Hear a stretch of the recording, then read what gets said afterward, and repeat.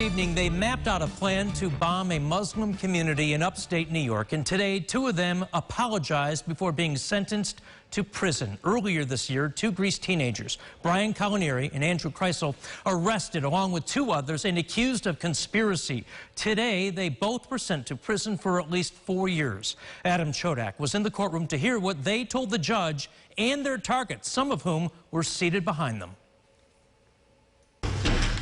A day that will change their lives, but not ruin their lives. That's how one defense attorney described the sentencing of Brian Colinieri and Andrew Kreisel, two young men who both decided to address the court today. I apologize to the citizens of Islamburg for any terror, fear, or hate I may have caused them. I never wanted things to go that far. I am greatly remorseful for what I have done. The mother of one of the men sobbed as the judge read the sentence. At least 4 years, but no more than 12 in prison, part of a plea deal. Behind family, members of the community of Islamburg, New York. No bomb went off there, but fear, they said, is also a weapon. Our children are afraid.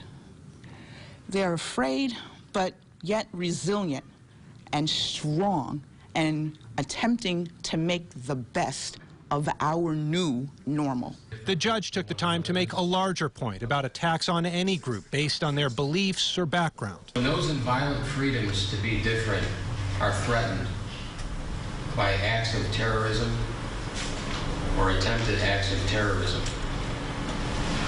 the very fabric of our great democracy and free way of life is threatened.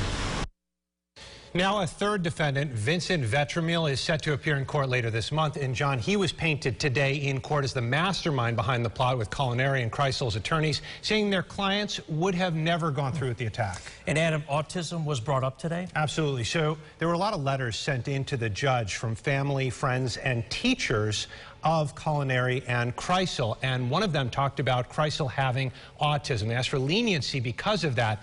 So you take that and the fact that Kreisel was 17 when this crime was committed, and we might see the ultimate punishment for him a little bit different than what we're hearing today. All right, Adam Chodak, thank you very much. Nice work there. The judge also issued orders of protection that essentially tell the two to stay away from Islamburg and its residents after they're released. If you missed this story as it developed, you can read the whole thing at rochesterfirst.com.